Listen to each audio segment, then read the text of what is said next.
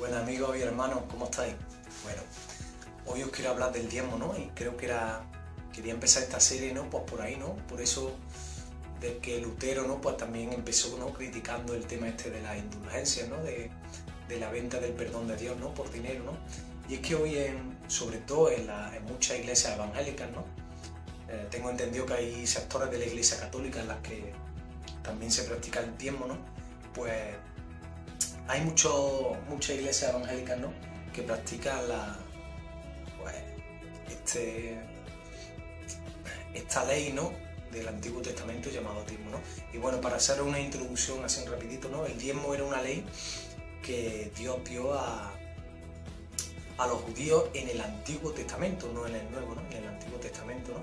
En el que, pues, para sustentar a los levitas, ¿no? Y a los sacerdotes, ¿no? Que no trabajaban y se dedicaban al servicio del templo, ¿no?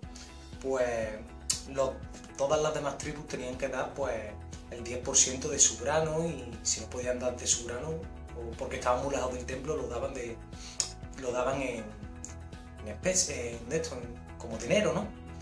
Y bueno, ¿no? Pero esto, como he dicho, era una ley del Antiguo Testamento, ¿no? Y para el pueblo judío, ¿no?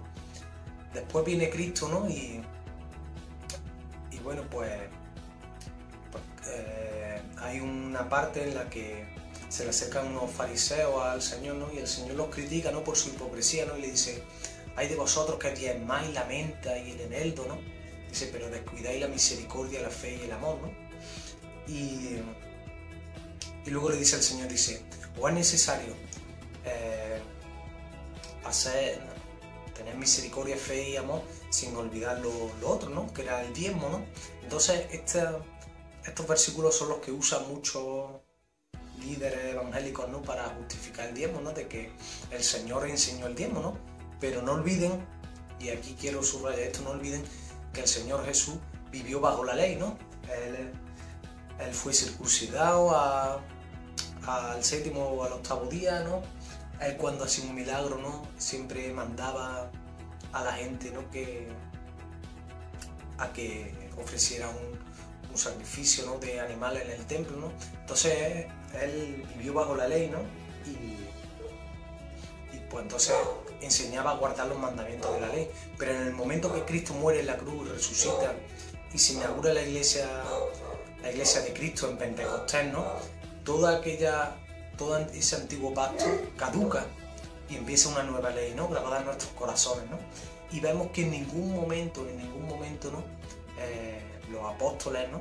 Sobre todo el apóstol Pablo, ¿no? Que es el fundador de las iglesias gentiles con las que nosotros nos podemos identificar porque somos gentiles, ¿no? Pues a ninguna iglesia, como a Corinto, ¿no? O a los Gálatas, ¿no? Les dice que diezmen, sino que ofrenden, y que ofrenden voluntariamente, conforme ellos propongan en su corazón, ¿no? Alegremente, ¿no? Pero no les dicen: da un 10%, ni mucho menos el apóstol Pablo les mete miedo y les dice que le estáis robando a Dios, ¿no? Aunque es cierto que todo lo que nos pertenece, ¿no? Pertenece a Dios, ¿no? Pero en ningún momento los apóstoles, ¿no? Le meten miedo a la iglesia primitiva, a los cristianos, ¿no? Diciéndole que le roban a Dios, o que sea una imposición o que sea una obligación, ¿no? Para nada, ¿no? Luego también, pues, me gustaría subrayar, ¿no? que muchos líderes evangélicos, ¿no? También dicen: vale, no es ley, el diezmo no es una ley, pero es que el diezmo no pertenece a la ley de Moisés, ¿no? Sino que fue antes de la ley, ¿no? Fue ya con Abraham, que Abraham diezmó, ¿no? Pero bueno, no olvidemos tampoco que Abraham también se circuncidó y circuncidó a su hijo, ¿no? Y no por ello nosotros seguimos circuncidando a nuestros hijos, ¿no? O nosotros, ¿no? Ya no vivimos en esa ley. Entonces no se puede justificar, ¿no? Que Abraham diezmara, ¿no? Porque ni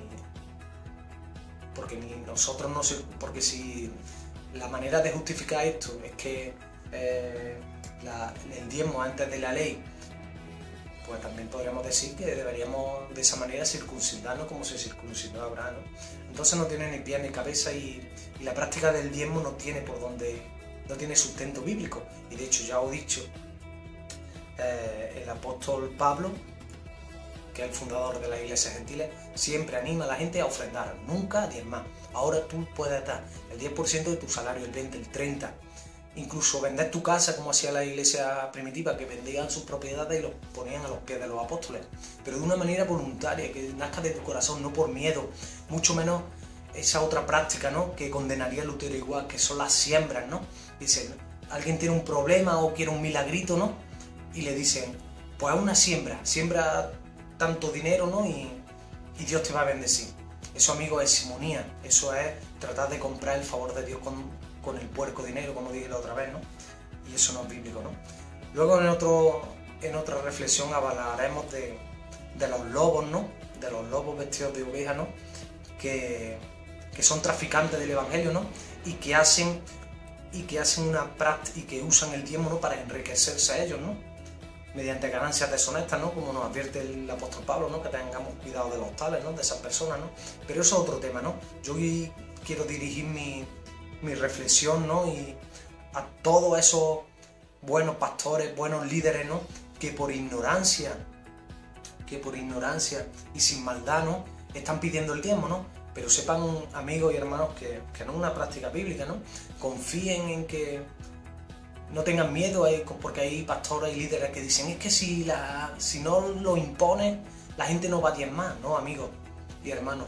Si una persona tiene a Cristo en su corazón, esa persona va a entender que hay hermanos necesitados en la iglesia, que hay que pagar luz para el local, agua, y va a entender que la iglesia se tiene que sostener, y va a ofrendar,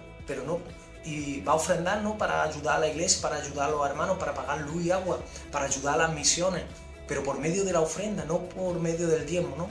Entonces quería animaros a que estudiarais la palabra de Dios, escudriñarais todo lo que os he dicho para ver si es verdad, ¿no?, como los de Berea, ¿no? Y que os animéis, ¿no?, a creer en el Señor y a creer en los hermanos, ¿no? Las iglesias de Cristo, las iglesias bíblicas, ofrendan, pero no diezman. El diezmo es una ley del antiguo pacto y ya está caduco, como se dice en la carta de los hebreos, ¿vale?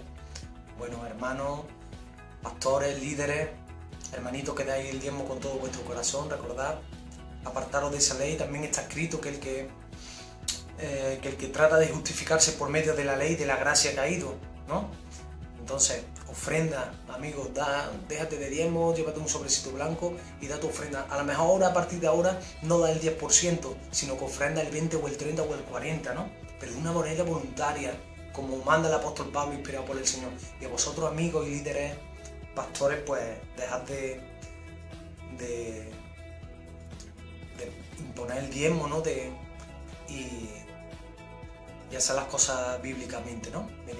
Pidiendo la ofrenda, animando a la gente a que colabore, a que hay que participar, hay que ayudar a hermanos, hay que pagar misiones, ¿no?